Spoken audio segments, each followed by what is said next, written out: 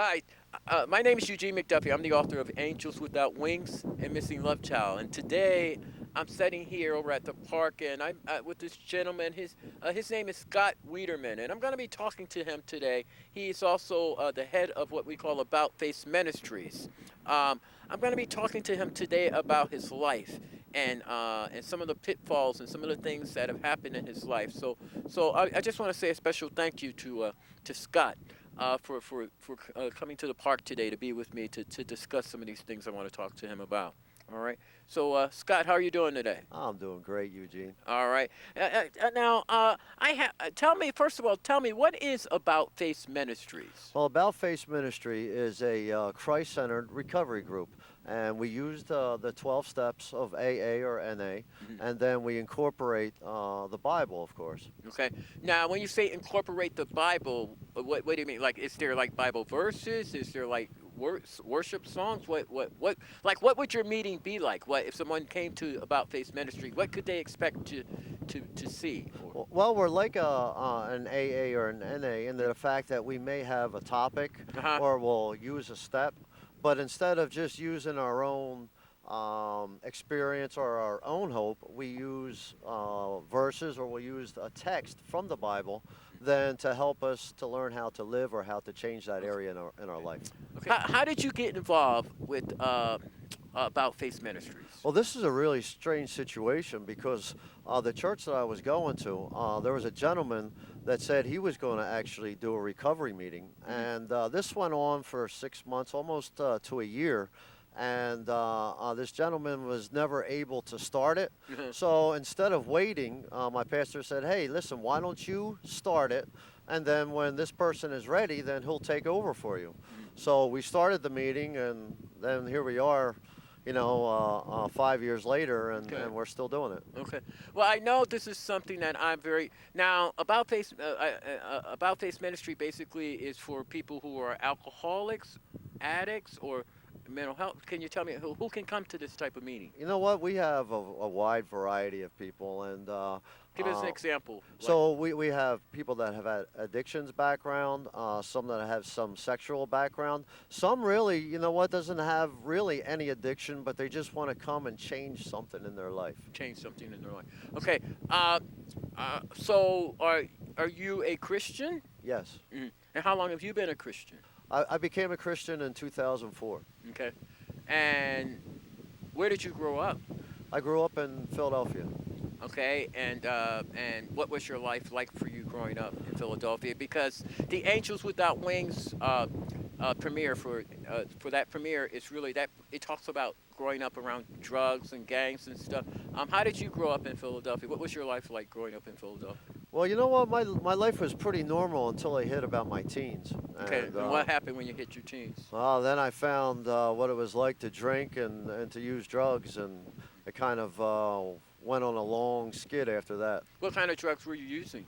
Everything from PCP to pot to tea. You know, that was pretty first. My first Well, drug was tea. how old were you when you started using these drugs? I was 17 And that's lasted until how? till I was 38. Wow. Okay. Uh, and what was that like for you? Did you using these drugs? Did this cause have any impact or any effect on your life?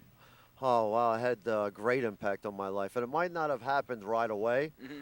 but as the years went by, things have gotten worse and worse and worse. Give us an example. What got worse? Well, there's at times that I have been abusive with my ex-wife.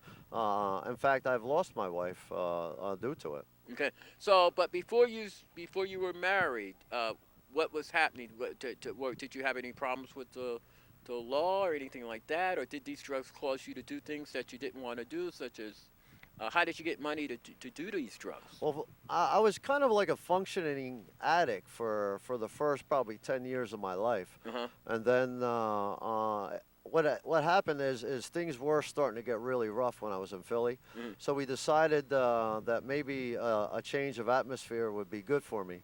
So we came and we moved up to Fleetwood, which is just outside of Reading, Pennsylvania. Okay, so you say things got rough for you when you were in Philly. So give us an example. Give us an example of what got rough. What happened? What happened when you were in Philly? Well, I've had many a car accident, all due to using. Were you Uh, using drugs then? yeah, we were using drugs. There was a time where I've wrecked more cars than I was years old. Oh boy. Oh, so you had some charges and things Yeah, against you. yeah. Okay, and Lost apartment. We would have to move every year from our apartment mhm. because every year we would get so far behind in my rent because of my use, and we would have to. Do you have any children? Yes, Okay, how many children do you have? I have one. One. Okay. So So what's your relationship like with your son? unfortunately, I have no contact with my son. No contact with your son at all? No. When's the last time you saw your son? Back in 2004. Was that by your choice or by his choice? Well, I was in prison for quite a while, and when I got, Prison. yeah, So why were you in prison? due to my drugs and alcohol. And for how long were you in prison? My last stint was 23 months. 23 months. So you mean you had a couple of trips back and forth to prison? Yeah, I've been arrested 11 times. Oh.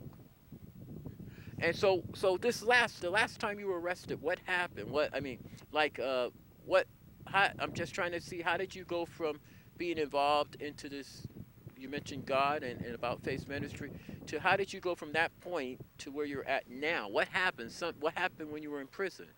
Well, this is a modern day miracle, Eugene, Mhm. because what happened one morning is it was a Sunday morning, and they had called for church that morning Right, on the cell, on the right, cell block. right. And typically, when you go in and when you get ready to be a prisoner, they'll give you an ID card.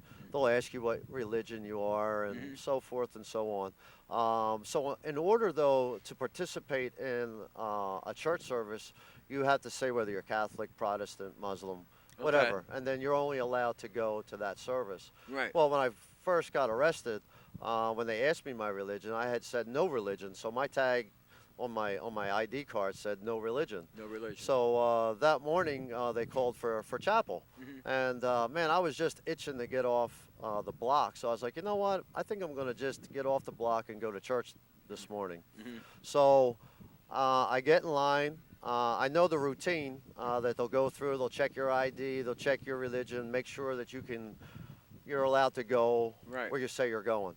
Well, interestingly enough, when I went to leave the block, out of that whole line of men, I was the only guy that wasn't checked on the way out the door. On the way to the chapel, there's a checkpoint, which is a midway point through the hallway. Hmm. They went through guy by guy by guy, and again that morning, I was the only guy not checked at the checkpoint. There's another checkpoint before you actually go into the prison chapel. Everyone was checked again except myself. That morning, the preacher, she was speaking on where you've been, where you're at now, and where are you going. And it was that morning that I gave my life to Christ. I knew where I've been. Of course, I knew where I was, and I had no idea where I was going. And so that was the beginning of the change for me.